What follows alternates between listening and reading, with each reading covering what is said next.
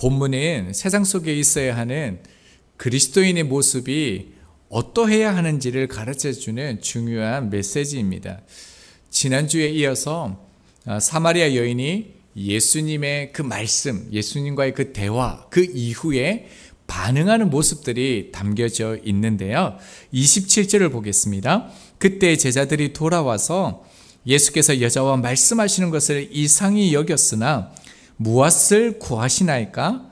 어찌하여 그와 말씀하시나이까? 묻는 자가 없더라. 자, 제자들이 그 사마리아 지역에 가서 먹을 것을 구해 돌아왔습니다.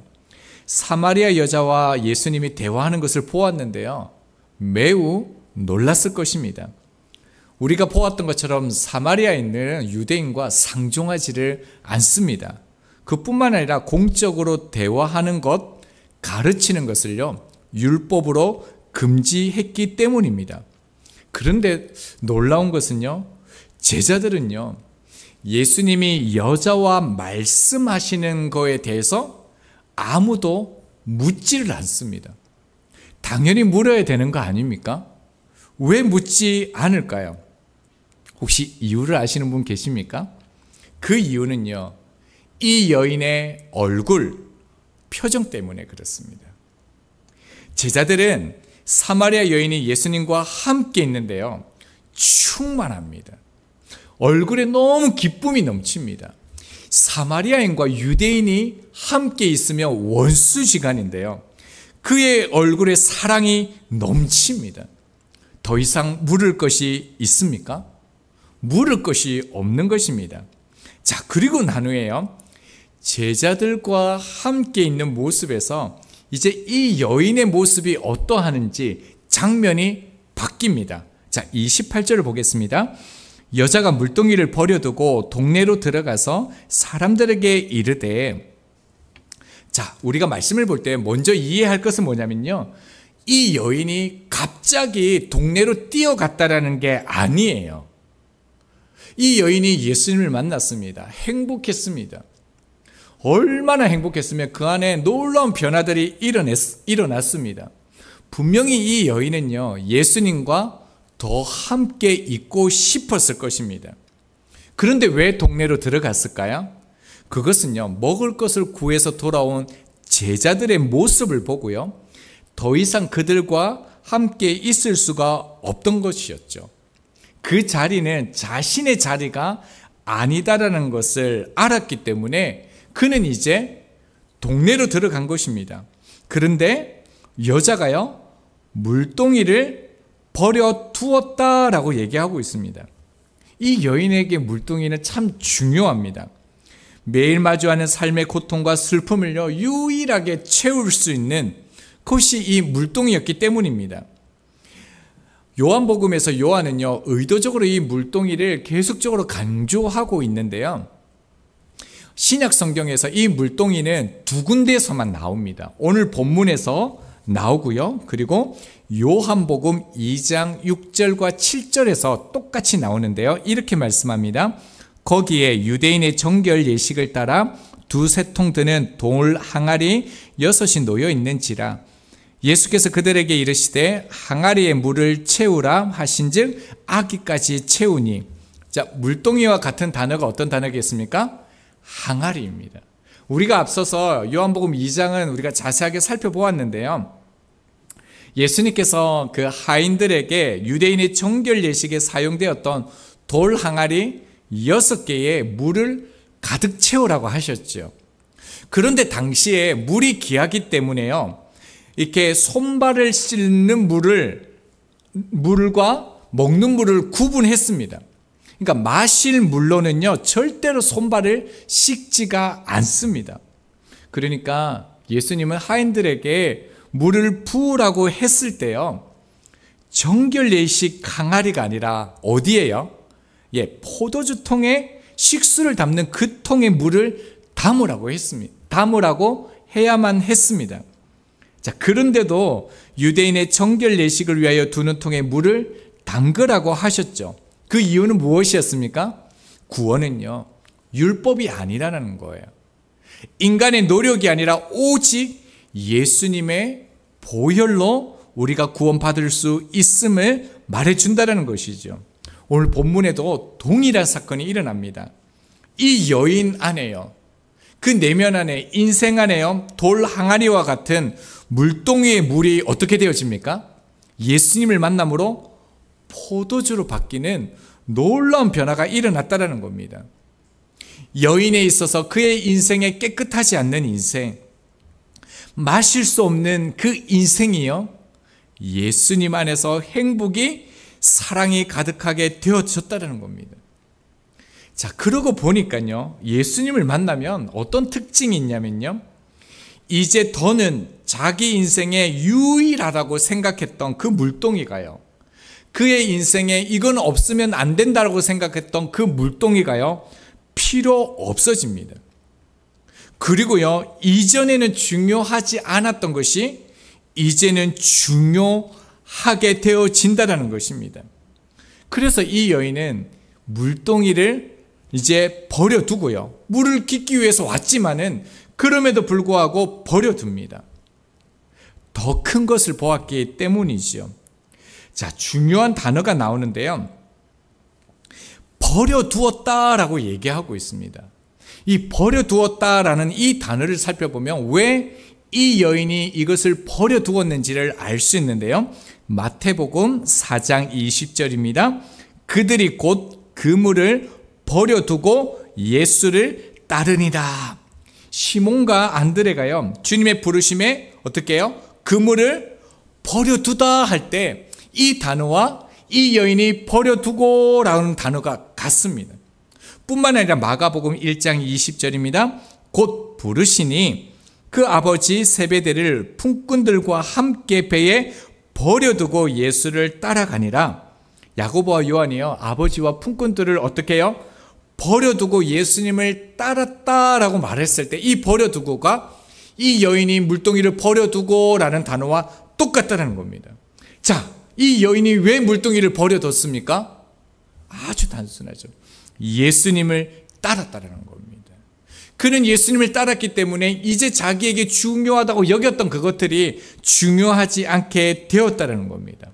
자, 그러면요, 어떤 일이 일어나겠습니까? 29절을 보면요, 내가 행한 모든 일을 내게 말한 사람을 와서 보라라고 얘기하죠. 이거는 자신의 과거에 아프고 슬프고 고통스러운 삶을 공감해 줄 뿐만 아니라 알아주고 회복해 주는 사람을 만났다라는 거예요. 그리고 뭐라고 얘기합니까? 와서 보라, 그리스도가 아니냐 외칩니다. 그러니까 여러분들도 이 예수님을 만나게 되어지면 나와 같은 생각을, 나와 같은 변화를 누리게 될 것입니다 라고 얘기하고 있다는 거예요. 여러분 보실 때 이 여인의 믿음이 어떠한 것 같습니까? 예수님을 제대로 만난 것 같습니까? 온전한 믿음인 것 같습니까? 그렇죠. 근데 제가 질문 속에 답이 있었죠. 이 여인은요, 아직이요, 온전한 믿음이 아니에요.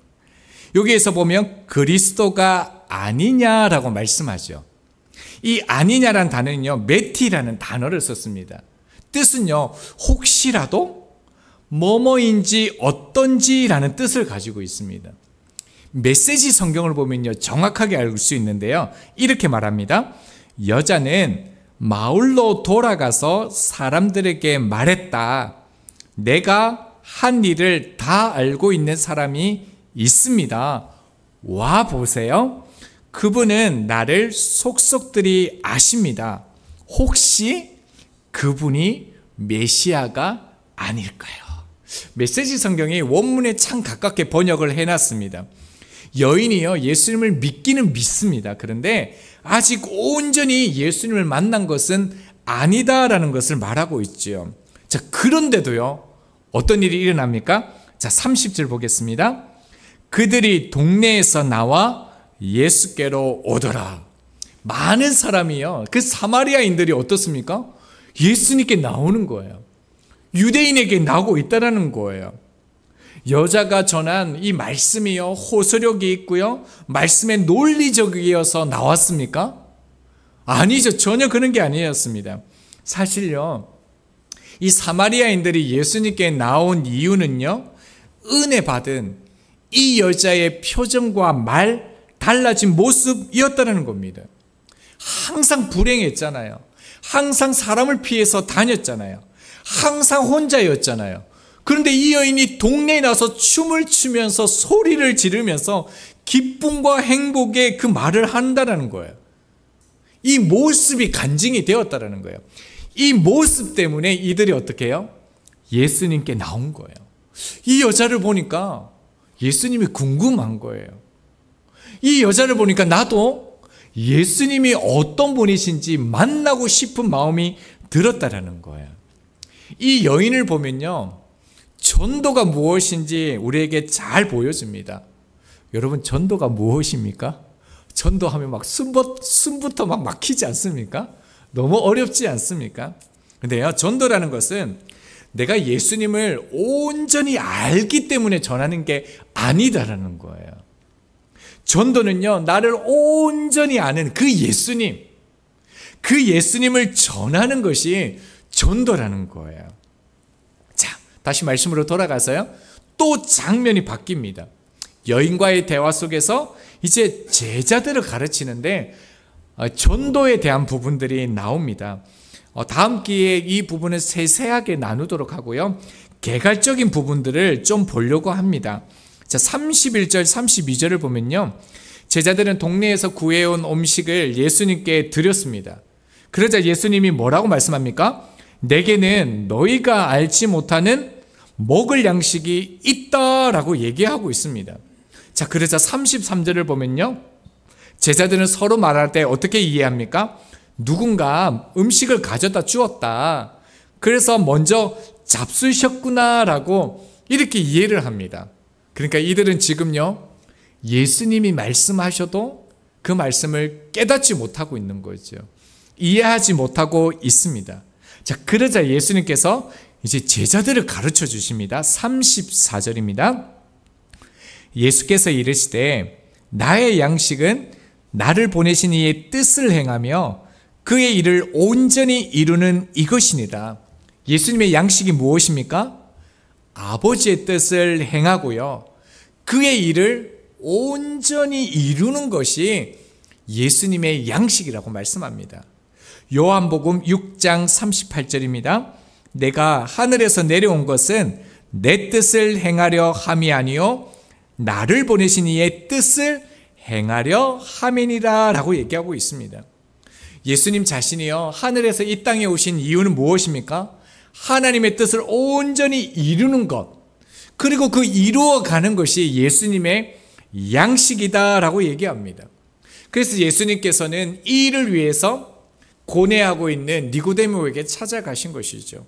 그리고 또 태양이 장렬하는 한날에 목마른 사마리아 여인과 대화를 나누신 것이죠. 자, 본문을 보면요, 예수님은 철저하게요, 매 순간마다 나는 보냄을 받은 자로 살아가고 있는 것을 우리에게 잘 보여줍니다. 그러니까 우리의 인생의 양식은 뭐가 되어집니까? 보냄을 받은 자로 살아가는 것이 우리에게도 양식이 되어져야 된다는 겁니다. 자, 그렇다면 좀 더 구체적으로 주님을 향한 그 하나님의 뜻이 무엇입니까? 요한복음 19장 30절입니다. 예수께서 신 포도주를 받으신 후에 이르시되 다 이루었다 하시고 머리를 숙이시니 영원히 떠나가시니라. 예수님께서 십자가의 그 마지막에서 하신 말씀이요, 다 이루었다입니다. 자, 놀라운 것은요, 다 이루었다 이 단어와요, 34절의 마지막 단어 온전히 이루는 이것이요, 동일한 단어예요. 즉 무엇입니까? 주님을 향한 그 하나님의 뜻은요, 십자가라는 거예요. 그토록, 그러니까 주님은 그토록 힘든 십자가를 향해 한 걸음 한 걸음 나아가는 거, 그것이 무엇이라는 거예요? 예수님의 양식이라는 거예요. 내가 십자가로 가까이 가고 있을 때마다 나는 양식을 제대로 먹고 있다라는 것이 주님께서 우리 가운데 말씀하시는 거죠. 여러분, 저와 여러분에게 있어서 나를 살게 하는 양식이 무엇입니까? 나는 무엇 때문에 살아가고 있는 것 같습니까? 바로 나를 향하신 주님의 뜻을 행하고 온전히 이루는 것이 되어야 합니다. 여러분, 반대로요, 나를 향하신 그 하나님의 뜻을 모르면 어떻게 하겠습니까? 오늘 우리가 이 시간에 예배하고 있는데요, 예배하는 그 이유를 모르면요, 주위에 왜 이런 사람을 만나게 하셨는지 그 이유를 모른다면요, 이 직장에 갔는데 이 직장에 간 이유를 모른다라면요, 보내신 이의 뜻을 모른다라면 우리가 어떤 삶을 살아갈까요? 그래서 주님은요, 우리를 향한 그 하나님의 뜻이 무엇인지를 가르쳐 줍니다. 35절을 보겠습니다. 너희는 넉 달이 지나야 추수할 때가 이르겠다 하지 아니하였느냐? 그러나 나는 너희에게 이르노니 너희 눈을 들어 밭을 보라. 희어서 추수하게 되었도다. 예수님께서요, 넉 달이 지나야 추수할 때가 이르겠다라고 얘기합니다. 이 말씀은요, 당시 그 중동의 속담입니다. 그러니까 무슨 말이냐면, 씨를 뿌리면요, 넉 달 정도 지나면 추수할 때가 온다라는 거예요. 그러니까 이 사람들은 서두를 필요가 없는 거예요. 씨를 뿌리면 난다라는 거죠. 그런데 주님은 뭐라고 얘기합니까? 예수님의 사역에 있어서는요, 이미 이 하나님의 사역이, 하나님의 놀라운 일이 시작되었다라는 거예요. 더는 지체하면 안 된다는 거예요. 그래서 예수님이 하반절에 뭐라고 얘기합니까? 보라, 희어서 추수하게 되었다라고 얘기합니다. 여러분, 논에 가보셨습니까? 밭 본 적 있죠? 밭이 하얗습니까? 그러면요, 팔았습니까? 분홍 색깔이시요. 아멘. 훌륭한 은혜가 있습니다. 네. 여러분, 밭은요, 누렇습니다. 그런데 성경은요, 희어졌다라고 얘기해요. 오역일까요? 그게 아니라요, 사마리아인들은 옷을 무슨 색 옷을 입었을까요? 어떻게 그렇게 잘 아세요? 흰색으로 입고 있었던 거예요. 그래서 그들을 향하여 예수님이 하얗게 되었다, 추수하게 되었다, 지금 저기를 봐라, 수많은 사마리아인들이 하얀 옷을 입고 나오고 있다라는 거예요. 그 지금 추수해야 된다라는 거예요. 이제는 지체할 수 없다라는 거예요. 그래서 36절은 뭐라고 얘기합니까? 예수님을 믿는 자들은 영생을 얻었죠. 그러니까 제자들은 지금요, 삭을 받은 것이에요. 그러니까 너희들은 일꾼들로 품삯을 받았으니까 수확을 기다려서는 안 된다라는 거예요. 너희들도 이제 그 하나님의 온전한 뜻을 향하여, 영혼의 추수를 향하여 나아가야 된다라는 거예요. 그러면서 37절은 뭐라고 말씀하느냐면, 말씀을 뿌리는 자와 거두는 자가요, 반드시 일치하지 않을 수 있다라는 거예요. 자, 그것을 38절에 말씀합니다. 내가 너희로 노력하지 아니한 것을 거두러 보내었노니 다른 사람들은 노력하였고 너희는 그들이 노력한 것에 참여하느니라. 예수님께서 너희는 노력하지 않는 것을 추수하게 될 것이다 라고 말씀하는데요, 그 이유가 뭡니까? 누군가가 먼저 그 영혼을 향하여 씨를 뿌렸다라는 거예요. 수고했다라는 거예요. 뿌리는 수고는 누가 했습니까? 선지자들이 했겠죠. 또 예수님도 했겠죠. 그래서 여러분, 우리가 그들이 열매를 거둘 수 있는 것은요, 우리의 수고만이 아니다라는 거예요. 그들의 헌신과 수고가 있었기 때문이라는 거예요. 그러므로 제자들에게 말씀하시는 것이 무엇입니까? 너희도 뿌리는 것이다. 그리고 그것을 거둬야 된다라고 얘기하고 있습니다. 자, 그러면서요, 다시요, 또 헷갈리죠. 장면이 또 바뀝니다. 자, 39절을 볼까요? 여인에게로 딱 장면이 바뀌는데 이렇게 말씀합니다. 여자의 말이 내가 행한 모든 것을 그가 내게 말하였다 증언하므로 그 동네 중에 많은 사마리아인이 예수를 믿는지라.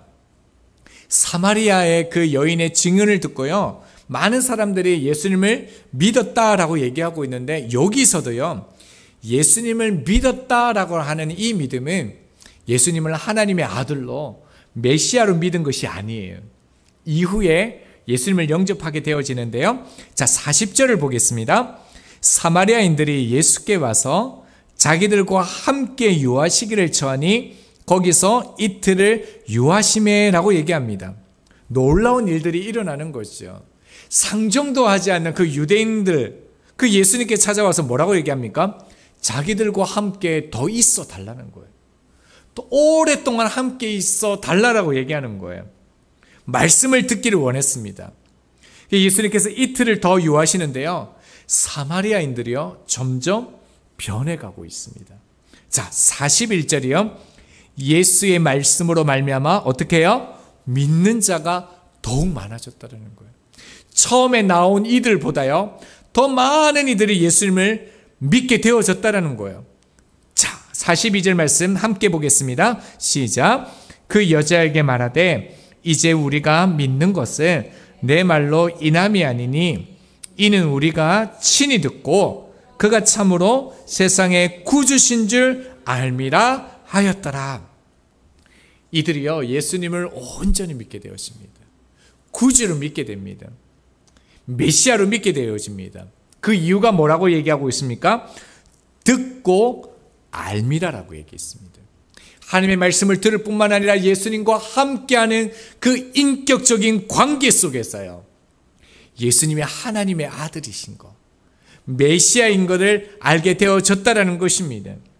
놀라운 것이 무엇입니까? 유대인들도 가지지 못했던 그 믿음을요 사마리아인들, 이방인들이 가지게 되어졌다는 겁니다. 하나님의 말씀을 듣는 것이 사실은 아무것도 아닌 것처럼 보일 때가 있습니다. 말씀을 들어도 감동이 없을 때도 있고요, 아무 변화가 없는 것도 또 우리의 삶에 뭔가 일어나지 않는 것처럼 보일 때도 있습니다. 그러나요, 말씀은 듣는 자에게, 말씀을 들으면 들을수록 역사가 일어난다는 것을 또 오늘 본문이 우리 가운데 가르쳐주고 있습니다. 자, 이제 말씀을 함께 적용해 볼 수 있도록 하겠습니다. 본문의 구조를 보면서요 좀 특이한 것을 좀 발견하셨습니까? 자, 27절을 보면요 제자들이 등장하죠. 28절에는요 여인이 등장하죠. 30절에는요 제자들이 등장하죠. 39절에는요 여자들이 등장하죠. 자, 의도적으로요 지금 장면이 계속 바뀌는 걸 느껴졌습니까? 그래서 말씀을 쭉 따라오면 좀 왔다 갔다 하는 느낌이 들 수도 있습니다. 그런데 지금 요한은요 특별한 의도를 가지고 있다라는 것을 본문을 보면 알 수 있습니다. 자, 사마리아 여인이요 예수님을 만납니다. 자, 그리고 난 다음에 모습을 보면요 생명의 양식인 예수 그리스도를 어떻게 합니까? 사마리아인에게 전해주는 모습을 우리가 발견하게 되어집니다.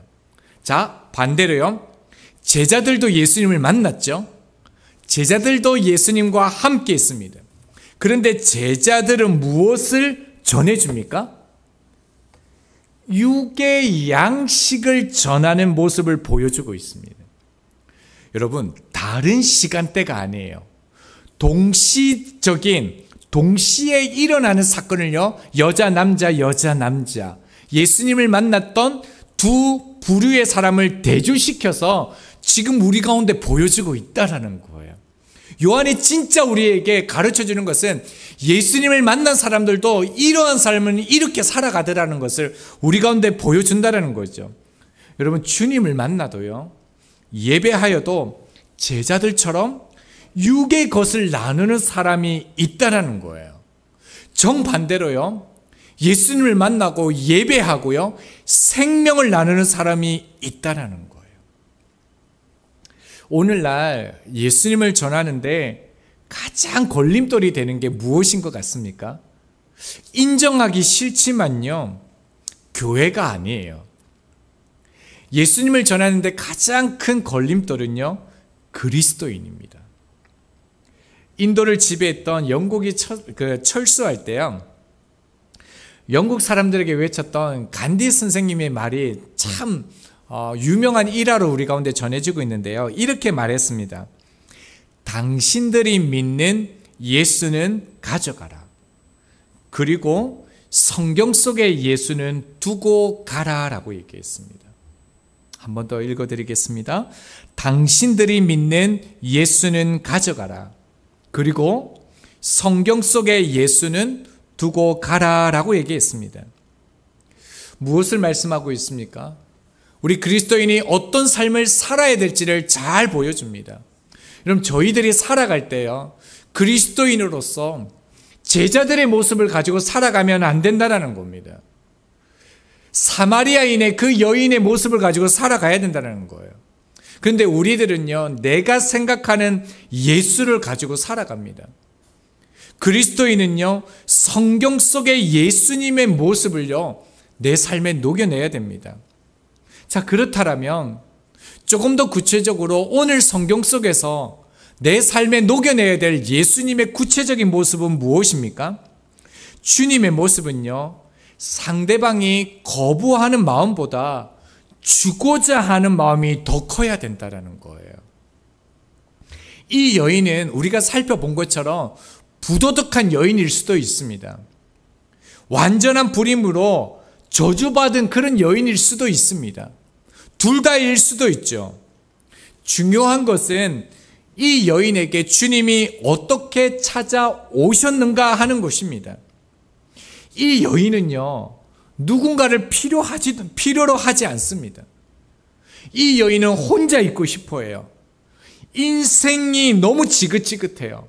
사람이 너무너무 지긋해요. 그래서 인생을 닫았습니다. 받고자 하는 마음이 없어요.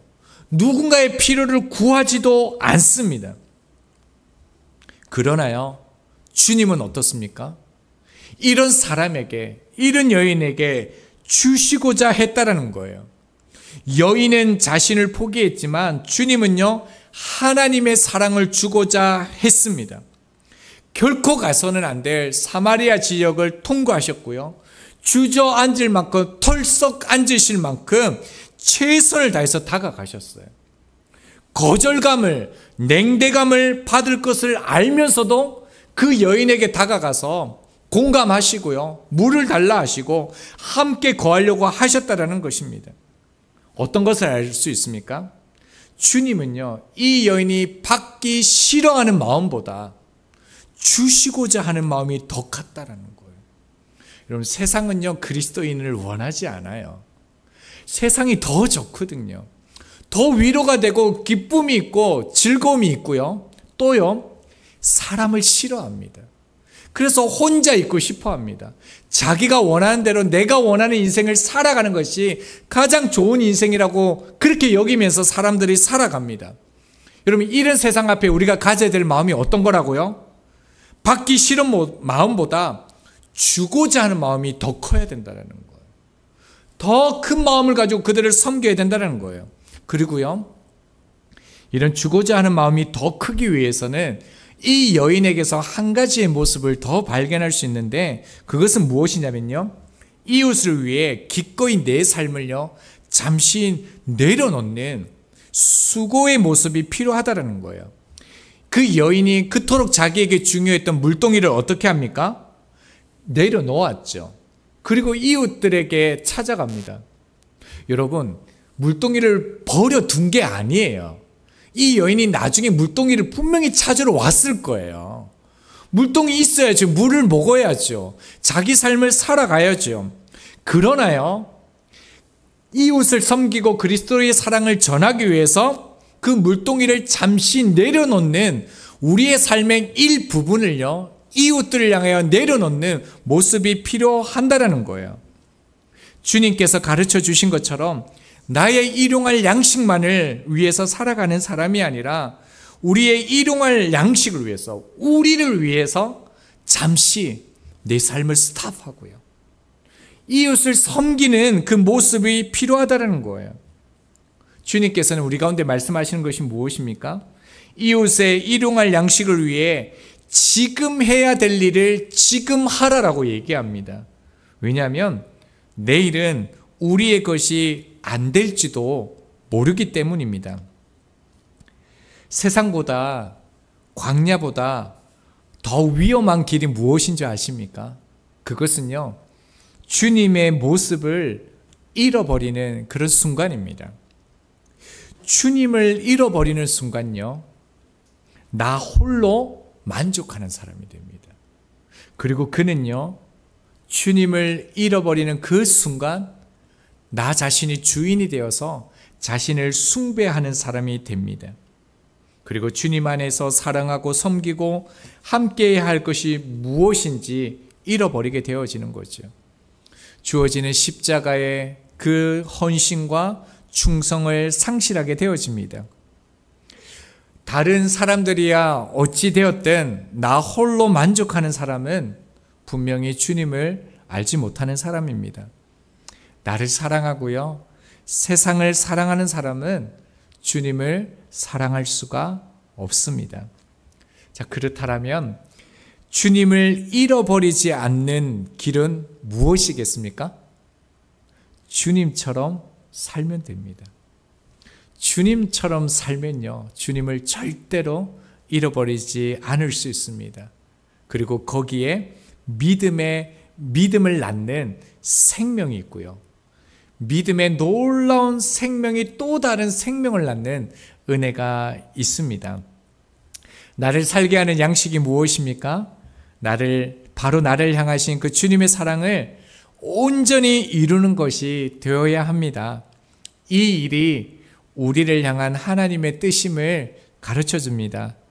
이제 아침 저녁으로 가을이 문턱에 온 걸 느껴지시죠?